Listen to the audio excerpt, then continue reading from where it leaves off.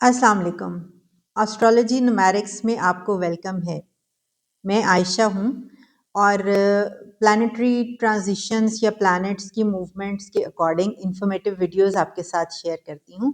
अभी हमारी वीनस की ट्रांजिट की एक सीरीज चल रही है। सितारा ज़ोहरा यानी प्लैनेट वीनस वर्गो यानी बुर्ज सुंबला में ट्रांजिट हुआ है अगस्त 1 को और ये 2 सितंबर तक यहीं रहने वाला है।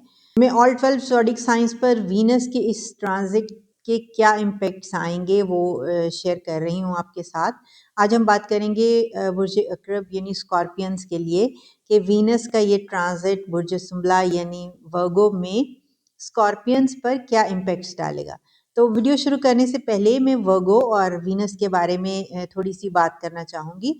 वर्गो एक प्रैक्टिकलिटी का ज़ोडिक साइन है। ये प्रैक्टिकलिटी को प्रमोट करता है, उसको प्रैक्टिस करता है, उसको प्रेजेंट करता है। ये लॉजिक्स पे बात करता है, ये रीजनिंग पे बात करता है, ये एनालिसिस करके प्रैक्टिकल करके चीज़ों को आगे लेके जाना चाहता है। वर्गोस के यहाँ फैंटेसी का, इमेजिनेशन का, इमोशंस का या ड्रीम्स का इन सब के लिए स्पेस बहुत थोड़ी सी होती है।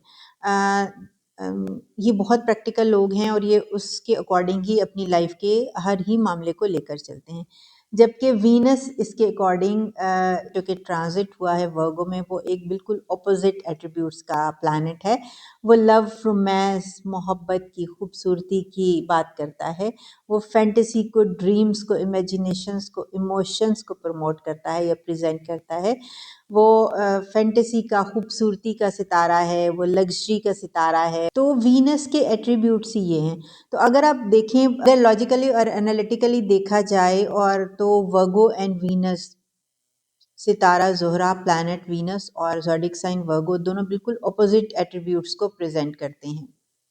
तो जल्दी से वीडियो शुरू करते हैं और देखते हैं कि वीनस का ये वर्गो में ये ट्रांजिट स्कॉर्पियंस के डिफरेंट फील्ड ऑफ लाइफ पर क्या इम्पैक्ट्स डाल रहा है। वीनस स्कॉर्पियंस के 11th हाउस में ट्रांजिट हुआ है और वहाँ पे डेबिलिएटेड है। वीनस स्कॉर्पियंस के 7th और 12th हाउस का लॉर्ड भी है। इसी तरह सेट्रन इनके 5th हाउस में रेट्रोग्रेड है, एक्सॉल्टेड है लेकिन रेट्रोग्रेड है और 7वीं नज़र से वीनस को देख रहा है 11वें घर में। मार्स इनके 8th हाउस में एक्सॉल्टेड है और चौथी नज़र से वीनस को देख रहा है 11वें घर में। जुपिटर भी जो कि शर्फ की हालत में है, 12 साल बाद कम्बस्ट है इस टाइम पे, लेकिन इनके 9th हाउस में बैठा है और सन भी वहीं पर है। तो ये एक पूरा प्लानिटरी सिस्टम है, एक पूरा प्लानिटरी कंजंक्शन बना हुआ है जिसमें डिफरेंट प्लैनेट्स अपना अपना रोल प्ले कर रहे हैं। तो ये मैंने प्लानिटरी पोजीशन आपको बताई। वीनस इनके 11th हाउस में ट्रांस 11th हाउस, जैसा कि आप जानते हैं, ये आपके फ़ायदे का घर है, माली फ़ायदे का घर है, ये रोज़गार का, बचत का, आमदनी का घर है। ये आपकी ख्वाहिशात की, डिज़ायर्स का, ख्वाहिशात की फुलफ़िलमेंट, डिज़ायर फुलफ़िलमेंट का घर है। तो वीनस चूँकि यहाँ पे ट्रांज़िट हुआ है और डेबिलिएटेड है, तो मैक्सिमम पॉसिबिलिटी है कि आपके जो भी सोर्स ऑफ इनकम है वहाँ से आपको कोई पैसे के लेन देन में या मार्जिन में कोई कमी बेशी या कहीं पर कोई रुकावट आ सकती है। अगर आपको पैसा कहीं से रिसीव होना है तो उसमें ताख़ीर हो सकती है या डिले हो सकता है या कोई भी हर्डल आ सकती है, या फिर कहीं पर पैसे का कोई लेन देन आपका चल रहा है तो उसमें थोड़ी ताख़ीर जो है वो मुतवक्को है। ये चूँकि मुनाफा और आमदनी का घर है, लेकिन वीनस अगर स्ट्रॉन्ग पोजीशन में होता तो और 11th हाउस में होता तो आपके पास पैसा ही पैसा था। लेकिन अभी चूँकि ये डेबिलिएटेड है, वीक पोजीशन में है और ये आपके 12th और 7th हाउस का लॉर्ड भी है।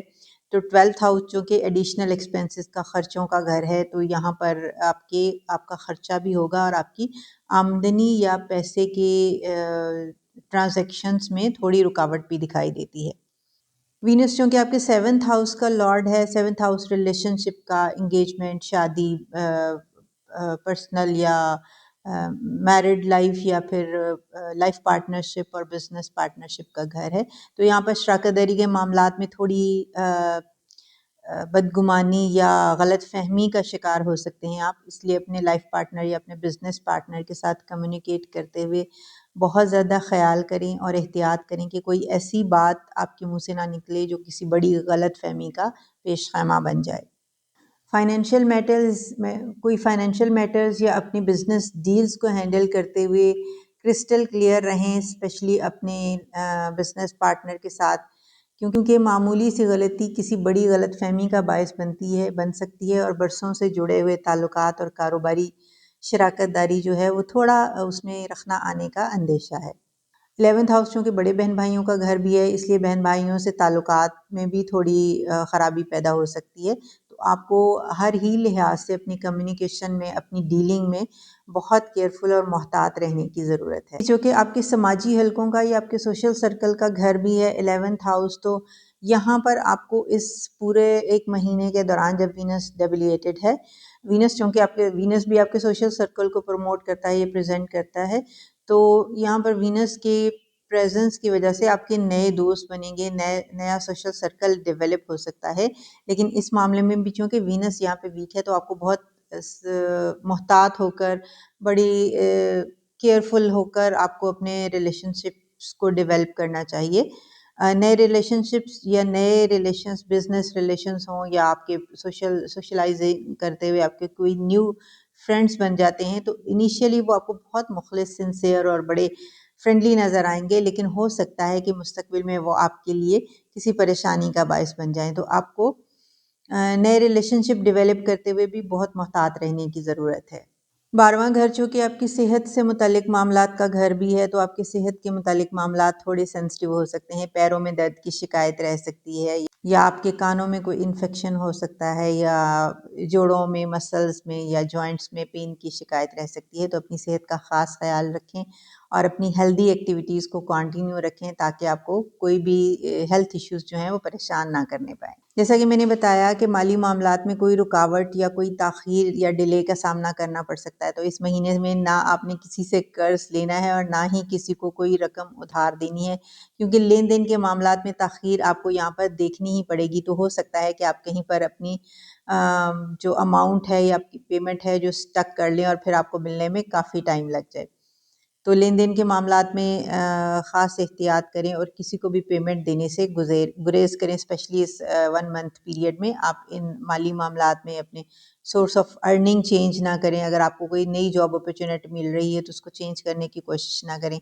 कोई नई डील्स या बिजनेस ऑप्शन सामने आ रही हैं तो उनको भी फाइनलाइज करने से पहले आप थोड़ा टाइम उसको लिंगर ऑन कर लें। लेकिन इस 1 मंथ गुजरने के बाद अगर आप उस डील को फाइनल करेंगे तो वो आपके लिए अच्छा बेनिफिशियल साबित हो सकती है। लेकिन इस टाइम पीरियड के दौरान चूँकि वीनस डेबिलिएटेड है, तो एडिशनल एक्सपेंसेस आएंगे, नुकसान का एहतमाल है, आप किसी किस्म की परेशानी का सामना करना पड़ सकता है। तो मोहतात रहना बुर्ज स्कॉर्पियन या बुर्ज अकरब यानी स्कॉर्पियंस के लिए हर ही पहलू से मोहतात रहना बहुत अच्छा रहेगा। अपने लाइफ पार्टनर से भी बात करते हुए या किसी मामले पे आर्ग्यूमेंट करते हुए कोशिश करें कि बहस को तूल ना दिया जाए और बात को वहीं पे ख़त्म कर दिया जाए, क्योंकि ये 1 मंथ का पीरियड जो है ये आपके 7th हाउस का लॉर्ड भी है वीनस, तो ये इन मामलात को थोड़ा ख़राब कर सकता है। अगर इस एस्ट्रोलॉजिकल एनालिसिस से रिलेटेड आपकी कोई क्वेरीज हो तो आप कमेंट्स में मुझे पूछ सकते हैं। अगर आप अपने पर्सनल चार्ट की तरफ जाना चाहें तो स्क्रीन पे मेरा नंबर चल रहा है, वहाँ पे आप रब्ता कर सकते हैं। वीडियो को लाइक और शेयर करें। अपना बहुत सारा ख्याल रखें। चैनल को सब्सक्राइब करें। खैर व बरकत की दुआ।